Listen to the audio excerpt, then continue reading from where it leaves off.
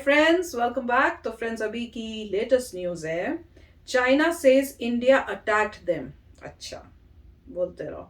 अब ये देखते हैं ये एलएसी में क्या बोल रहे हैं।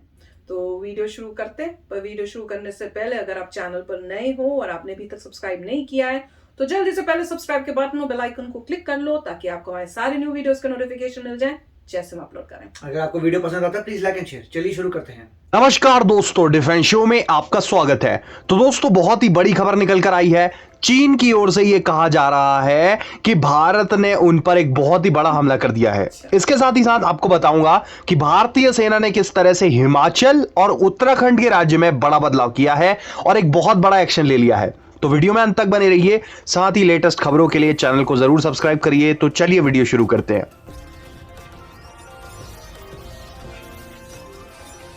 दोस्तों, आप जानते ही हैं कि ये आधुनिक युग है। इस समय पर पुराने समय के जैसे युद्ध नहीं होते। आज के समय में छद्म युद्ध होते हैं और बहुत ही रेयर कंडीशंस में देखा जाता है कि दो देशों के बीच युद्ध की घोषणा होकर युद्ध हो रहा है। हाँ, छोटे मोटे देश ऐसा करते रहते हैं और कुछ देशों को छोड़ दे तो बाकी के बड़े देशों में एक फुल स्केल वॉर होने की संभावनाएं बहुत कम है। लेकिन छद्म युद्ध चलते रहते हैं, जैसा आप भारत और चीन के बीच देख रहे होंगे। भारत ने चीन की इतनी बुरी तरह से वाट लगाकर रख दी है कि चीन परेशान हो गया है। जी हाँ, चीन खुद ये कह रहा है कि भारत ने चीन पर हमला किया है और सिर्फ चीन पर ही नहीं बल्कि चीन के साथ साथ पाकिस्तान पर भी हमला किया गया है। अब आप कहेंगे हमला है कैसा? तो दोस्तों, चीन ये कह रहा है कि दिल्ली की एक टीम ने चीन और पाकिस्तान के डिफेंस डिपार्टमेंट में साइबर अटैक किया है। जी हाँ, यहाँ पर हैकिंग करी गई है। आपको याद होगा तो कुछ दिनों पहले भी चीन ने इसी तरह का बयान दिया था।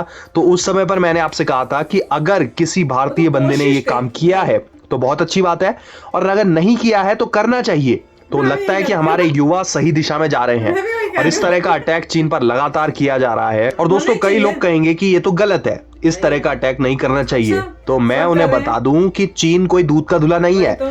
चीन सिर्फ भारत ही नहीं बल्कि पूरी दुनिया भर के देशों में लाखों की संख्या में साइबर अटैक्स करता है हर साल। तो चीन को उसी की भाषा में जवाब मिल रहा है और इनके डिफेंस डिपार्टमेंट्स में साइबर अटैक करके इनको ये पता लग गया है कि भारत इन्हें इन्हीं की दवाई खिला रहा है। तो इससे चीन डर गया है। और इसके साथ ही साथ हमारे रक्षा मंत्री श्री राजनाथ सिंह जी का एक बहुत बड़ा बयान आया है हमारे दुश्मन देशों को लेकर।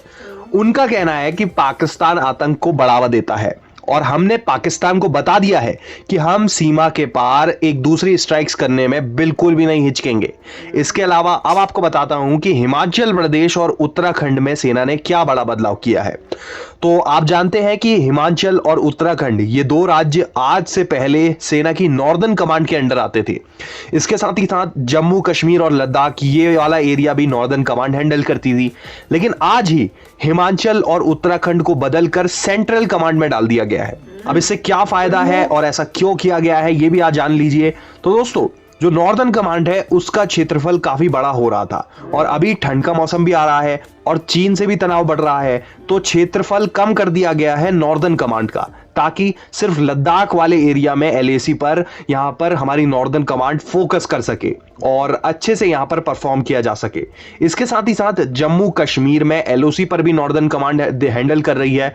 तो अब उत्तराखंड और हिमाचल प्रदेश के बॉर्डर्स पर सेंट्रल कमांड ऑपरेट करेगी सेना की, जिससे कि सेना को काम करने में आसानी होगी और हमारी नॉर्दर्न कमांड का मेन फोकस लद्दाख में रह पाएगा। तो काफी अच्छा कदम है ये। तो फ्रेंड्स, अच्छी खबर है। वही मैं कह रही थी ना, अभी हमने किया भी था हैकिंग के ऊपर वीडियो। तो मैं कह रही थी कि भाई चाइना तो बहुत आगे निकल गया है। कितने हैकर्स उन्होंने पैदा कर दी अपनी कंट्री में। उनकी तो ऑर्गेनाइजेशंस बनी है जो सुबह से उठ के रात तक बस यही काम करती रहती हैं और उसमें उनके तो छोटे छोटे बच्चों तक को उन्होंने लगाया हुआ है। बचपन से उनको ट्रेन करके वो पता नहीं बनाया। मैं ये कह रही हूं कि एक छोटा बच्चा हैकर था, ऐसे कई बच्चे इंडिया में भी होंगे जो हैकर होंगे। अब वही तो कह रही हूँ कि अब लग रहा है कि ठीक दिशा में जा रहे हैं। और कह रहे हैं ना, कईयों को ये लगता है कि भाई ये नहीं है, एथिकल नहीं है, ठीक नहीं है। अरे वो जमाने गए। जो जैसा कर रहा है उसको वैसा ही सबक सिखाना चाहिए। और इतनी हैकिंग जो सबसे ज्यादा वर्ल्ड में करता है ना, वो चाइना ही है। तो उसने तो बल्कि यूएसए में भी कितनी प्रॉब्लम्स कर दी थी। हाँ, मतलब अगर हमने कई स्टैट्स देखे थे तो 27% पूरे वर्ल्ड में हैकिंग अटैक जो होते हैं वो चाइना से होते हैं। यूएसए करता है 14% और कम होके 12% हो गया है। तो यहाँ रिड्यूस हो रहा है 12-15, उनका 27 हो गया। और इंडिया का नंबर 6 था उस वक्त, मतलब नंबर ऑफ अटैक्स का। तो इंडिया को डेफिनेटली इंप्रूव करना है, कर रहा है और अभी नजर आ रहा है कि इंडिया आगे बढ़ रहा है, तो अच्छी बात है। मतलब अच्छी बात इन सेंस है कि आप रिस्पॉन्ड कर रहे हैं, ऐसा नहीं है कि हमने एग्रेशन किया है, कि ऐसा नहीं है कि कोई बोले हैकिंग अच्छी बात। हम ये कह रहे हैं अगर आप हमें हैक कर रहे हैं तो आपको बदले में हैकिंग मिल रही है, बिल्कुल। उससे अगले को पता चल जाए कि भाई इंडिया जो है ऐसा नहीं है। और अच्छी बात यह है कि गवर्नमेंट ने इस पे फोकस करना शुरू कर दिया है, मतलब जैसे, और इसमें इफेक्ट हमें देखना है कि जब तक स्कूल्स में या कॉलेजेस में हैकिंग का कोई कोर्स नहीं आता तब तक मेरे ख्याल से पूरी विक्ट्री नहीं आएगी। हमारे समय पे ऐसा कोई कोर्स हुआ नहीं करता था, अब ऐसे बनाने पड़ेंगे दिखाने के लिए कि किस तरह से मतलब वाइट हैट हैकिंग होती है, वो दिखाइए। तो मतलब काफ़ी अच्छा लग रहा है। और इसमें जो एक बात थी वो जो मैंने भी यहाँ पे पढ़ी थी अमेरिकन न्यूज़पेपर में, मेरे ख्याल से कुछ पहले एक आर्टिकल आया था न्यूयॉर्क टाइम्स से, जो मुझे लग रहा था पता नहीं क्यों आर्टिकल आया, किस कॉन्टेक्स्ट में आया, उसमें वो पता नहीं, मेरे ख्याल से जितने भी ऑथर्स होते हैं वो इंडियन होते हैं। तो न्यूयॉर्क टाइम्स में बहुत सारे इंडियन ऑथर्स भी हैं, तो उसमें एक इंडियन ऑथर ने ऐसे ही पता नहीं न्यूज़ लगाई थी, अच्छी थी। उसमें लिखा था कि 1962 में जब वॉर हुई थी तब जो है इंडिया, मेरे ख्याल से कुछ महीने पहले आई थी कि वॉर हुई थी, तो इंडिया जो है वो आप कह सकते हैं कि उसको कहा गया था कि हार गया था। तो वो उससे कुछ लर्निंग्स आई थी, और लर्निंग्स का इफेक्ट जो है आपको किसी अगली वॉर में देखने की जरूरत नहीं है, क्योंकि आप वो देख चुके हैं जो अभी कॉन्फ्रंटेशन हुआ था पैंगोंग लेक में। तो उसने कहा था कि आपको, लोग बोले थे 1962 में था, अब अगली में आपको दिखाएंगे, वो ना दिखा चुके हैं।